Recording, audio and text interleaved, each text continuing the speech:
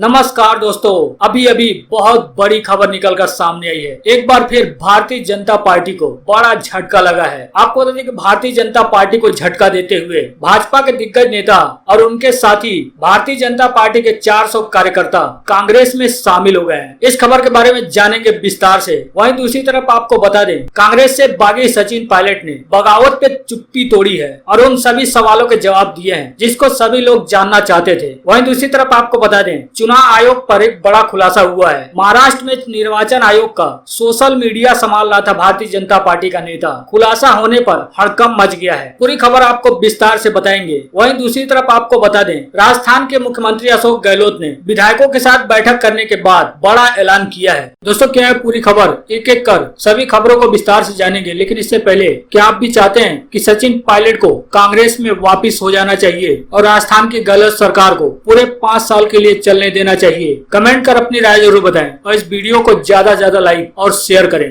दरअसल आपको बता दें, इस समय राजस्थान में राजनीतिक उठापटक चल रहा है। लेकिन इसी उठापटक के बीच मध्य प्रदेश में भारतीय जनता पार्टी को बड़ा झटका लगा है। भारतीय जनता पार्टी के दिग्गज नेता अपने समर्थक 400 कार्यकर्ताओं के साथ कांग्रेस में शामिल हो गए हैं। आपको बता दें कि मध्य प्रदेश में 26 विधानसभा सीटों पर उपचुनाव होने हैं। लेकिन इस उपचुनाव से पहले ही दलों में दल बदल का राजनीति जारी है। इसी कड़ी में एक और भाजपा के नेता ने कांग्रेस ज्वाइन कर ली है। आपको बता दें कि पूर्व मुख्यमंत्री एवं प्रदेश कांग्रेस के अध्यक्ष कमलनाथ ने उन्हें पार्टी की सदस्यता दिलवाई है। इसके साथ ही भारतीय जनता पार्टी को छोड़कर आए दिग्गज नेता के साथ 400 कार्यकर्ताओं ने भी कांग्रेस पार्टी ज्वाइन की है। इसी के साथ ही भारतीय जनता पार्टी को बड़ा झटका देते हुए कांग्रेस अब सिंधिया के गढ़ में भी सेंध लगाने की तैयारी में जुट गई है। दरअसल आपको बता दें कि मध्य प्रदेश की गुना जिले की बमौरी सीट से भारतीय जनता पार्टी के विधायक रह चुके भारतीय जनता पार्टी के नेता और पूर्व राज्य मंत्री केएल अग्रवाल अपने 400 समर्थकों के साथ कांग्रेस में शामिल हुए हैं। इन सभी को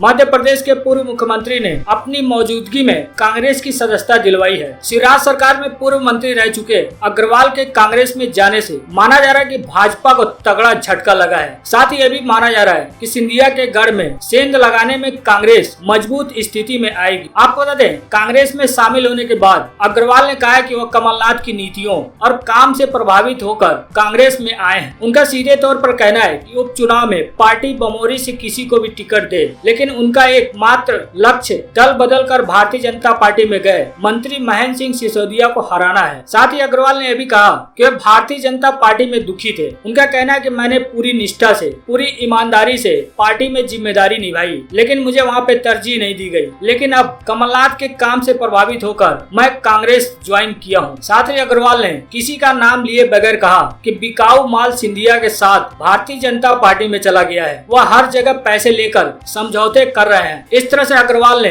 कांग्रेस का दामन थामने के बाद सीधे तौर पर चैलेंज किया है कि वो गुना सीट से भारतीय जनता पार्टी के प्रत्याशी को जीतने नहीं देंगे। वहीं अग्रवाल को कांग्रेस की सदस्यता दिलवाने के बाद मध्य प्रदेश के पूर्व मुख्यमंत्री कमलनाथ ने कहा कि अग्रवाल जी ने कहा था कि मेरा टारगेट बिकाऊ को हराना है, तब मैंने कहा था कि आपका कांग्रेस में स्वागत है। कमलनाथ का कहना है कि भारतीय जनता पार्टी में अभी भी बहुत सारे लोग हैं जो पार्टी से नाराज चल रहे हैं, लेकिन फिलहाल खुलकर सामने नहीं आ रहे हैं। इसके साथ ही कमलनाथ ने कहा कि 11.5 महीने सिर्फ हमें सरकार चलाने के लिए मिले। उनका कहना है कि उपचुनाव के लिए सौदेबाजी हुई है, जिसके चलते हमारी सरकार अल्पमत में आई और गिर गई। उन्होंने दावा करते हुए कहा है कि उपचुनाव में कांग्रेस दोबारा वापसी करेगी और मध्य प्रदेश में फिर से कांग्रेस का झंडा लहराएगा। दरअसल आपको बता दें कि कांग्रेस में शामिल हुए अग्रवाल साल 2003 में पहली बार गुना से विधायक बने थे और साल 2008 में हुए विधानसभा चुनाव में दोबारा से जीते थे, यानी विधानसभा सदस्य निर्वाचित किए गए थे। आपको बता दें कि अग्रवाल को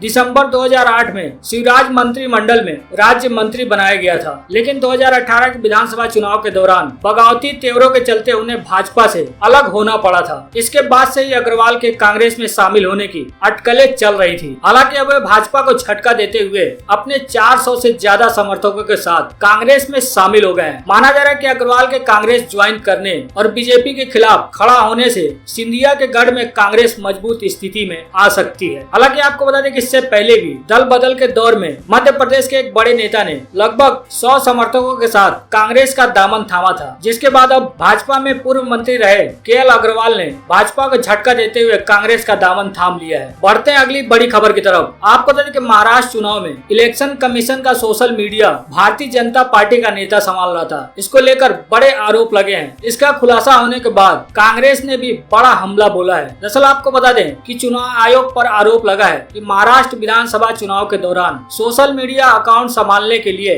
ऐसे लोगों की सेवा ली जो भारतीय जनता पार्टी के आईटी सेल से जुड़े थे। यह जानकारी आरटीआई कार्यकर्ता साकेत गोखले ने एक ट्वीट में दी है। साकेत ने बताया कि महाराष्ट्र के विधानसभा चुनाव के समय इलेक्शन कमीशन के सोशल मीडिया की जिम्मेदारी देवांग दवे की कंपनी के पास थी, जो भारतीय जनता पार्टी से जुड़े हैं। गोखले ने बताया कि महाराष्ट्र के पूर्व चुनाव अधिकारी द्वारा पोस्ट किए गए सोशल मीडिया विज्ञापनों पर जो पता था वो 202 प्रेसमैन हाउस विले पार्ले मुंबई था। उन्होंने दावा किया कि यह महाराष्ट्र के पूर्व सीएम देवेंद्र फडणवीस के करीबी रिश्ते वाली साइन पोस्ट इंडिया का भी पता था। गोखले ने आरोप लगाया कि 202 प्रेसमैन हाउस पता का उपयोग सोशल सेंटर नामक एक डिजिटल एजेंसी द्वारा भी किया गया था। यह एजेंसी देवांग दवे के स्वामित्व में है, जो भारतीय जनता पार्टी के युवा विंग भारतीय जनता युवा मोर्चा के लिए आईटी और सोशल मीडिया के राष्ट्रीय संयोजक है। अब इन आरोपों के बाद कांग्रेस ने भी अब इलेक्शन कमीशन पर सवाल उठाए हैं। महाराष्ट्र के पूर्व मुख्यमंत्री पृथ्वीराज चौहान ने चुनाव आयोग को पत्र लिखकर पूछा है कि आखिर किस प्रक्रिया के तहत भारतीय जनता पार्टी से जुड़े शख्स को इसकी जिम्मेदारी दी गई और क्या ऐसा करने का दबाव चुनाव आयोग पर था।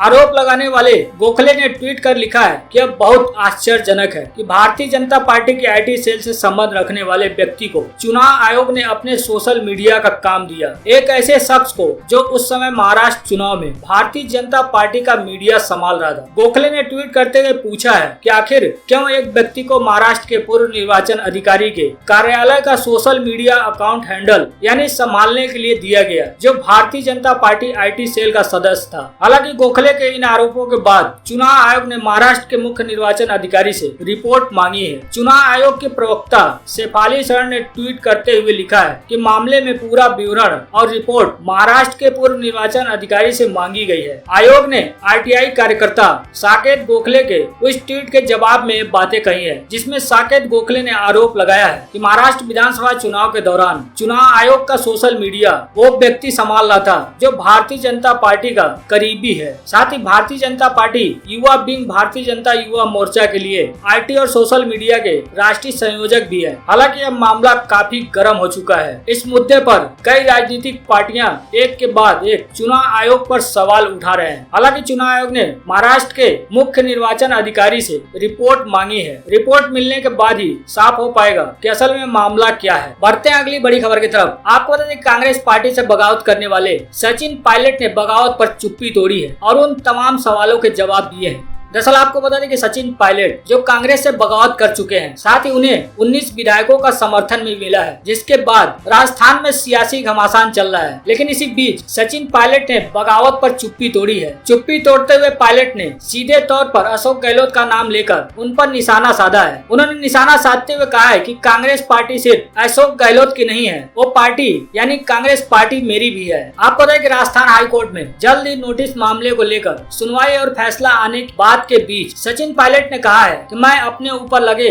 सारे आरोपों का जवाब दूंगा। दरअसल आपको बता दें कि एबीपी न्यूज चैनल को दिए गए इंटरव्यू में सचिन पायलट ने बगावत पर चुप्पी तोड़ी है। जब एबीपी न्यूज ने उनसे सवाल पूछा कि आपके ऊपर पार्टी के खिलाफ काम करने का आरोप लगा है, उसके जवाब में सचिन पायलट ने कहा कि आज तक पार्टी के खिलाफ मैंने कभी एक शब्द भी नहीं बोला है। जब उनसे यह सवाल पूछा गया कि आरोप है कि आप पर कि आप चुप रहे हैं, तब उन्होंने जवाब देते हुए कहा कि कोर्ट के फैसले के बाद सभी सवालों के जवाब दूंगा। कोर्ट का फैसला आने के बाद एक प्रेस कॉन्फ्रेंस कर उन सभी सवालों के जवाब दूंगा जो जनता जानना चाहती है। वहीं दूसरी तरफ जब एबीपी न्यूज ने सवाल पूछा कि कांग्रेस में है तो नाराजगी किससे है, तब उन्होंने जवाब देते हुए कहा कि मेरी लड़ाई मुख्यमंत्री अशोक गहलोत से है, कांग्रेस से नहीं है। वहीं दूसरी तरफ जब उनसे सवाल पूछा गया कि आपकी छवि पर काफी सवाल उठ रहे हैं, उन पर क्या कहेंगे आप, सचिन पायलट ने जवाब देते हुए कहा कि जो लोग छवि खराब कर रहे हैं वो सभी लोग सुन सुन ले वो कानूनी कार्रवाई के लिए तैयार रहें। मैं उन सभी पर कानूनी कार्रवाई करूंगा जो मेरी छवि खराब करने की कोशिश कर रहे हैं। उन्होंने इंटरव्यू के दौरान सीधे तौर पर कहा है कि मेरी लड़ाई अशोक गहलोत से है, ना कि कांग्रेस से। उनका सीधे तौर पर कहना है कि मैं कांग्रेस में रहकर ही यह लड़ाई लड़ूंगा। साथ ही उन्होंने यह भी साफ किया है कि मैं कभी भी भारतीय जनता पार्टी में नहीं जाऊंगा। बढ़ते हैं अगली बड़ी खबर की तरफ। राजस्थान के मुख्यमंत्री अशोक गहलोत ने विधायक दल की बैठक के बाद बड़ा ऐलान किया। उन्होंने कहा कि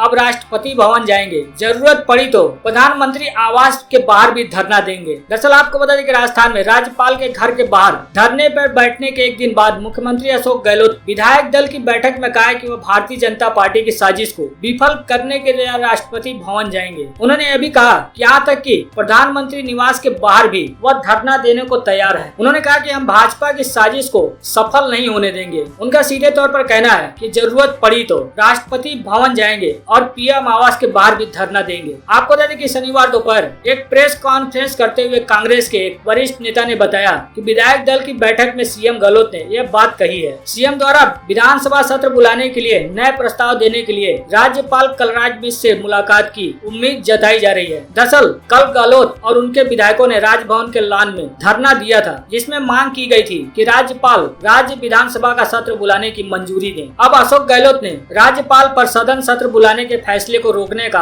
आरोप लगाते हुए कहा था कि उनके ऊपर से कुछ दबाव था। अशोक गहलोत का कहना है कि वो सोमवार को एक सत्र चाहते हैं जिसमें वह सरकार का बहुमत साबित करना चाहते हैं। हालांकि कल राजभवन के बाहर करीब 5 घंटे धरना देने के बाद विधायकों ने धरना समाप्त किया, जिसके बाद मुख्यमंत्री अशोक गहलोत ने अपने आवास पर कैबिनेट की बैठक बुलाई। इस बैठक में विधानसभा सत्र बुलाने के लिए प्रस्ताव को मंजूरी दी गई। साथ ही राज्यपाल की तरफ से उठाए गए 6 बिंदुओं के जवाब पर भी चर्चा की गई है। इसके साथ ही इस कैबिनेट बैठक में दोबारा से राज्यपाल के पास प्रस्ताव भेजे जाने का भी फैसला लिया गया है। बढ़ते हैं अगली बड़ी खबर की तरफ। आपको दें कि मध्य प्रदेश के मुख्यमंत्री शिवराज सिंह चौहान कोरोना पॉजिटिव पाए गए हैं, जिसके बाद कांग्रेस के दिग्गज नेता दिग्विजय सिंह ने शिवराज सिंह पर तंज कसा है। आपको दें कि मध्य प्रदेश के मुख्यमंत्री शिवराज सिंह चौहान ने ट्वीट करते हुए लिखा है कि मेरे प्रिय देशवासियों, मेरे में कोरोना वायरस के लक्षण आ रहे थे। टेस्ट के बाद मेरी रिपोर्ट पॉजिटिव आई है। मेरी सभी साथियों से अपील है जो भी मेरे संपर्क में आए हैं वो अपना कोरोना टेस्ट करवा लें और साथ ही मेरे निकट संपर्क वाले लोग क्वारंटीन में चले जाएं। वहीं शिवराज सिंह चौहान के कोरोना संक्रमित होने की जानकारी के बाद कांग्रेस के दिग्गज नेता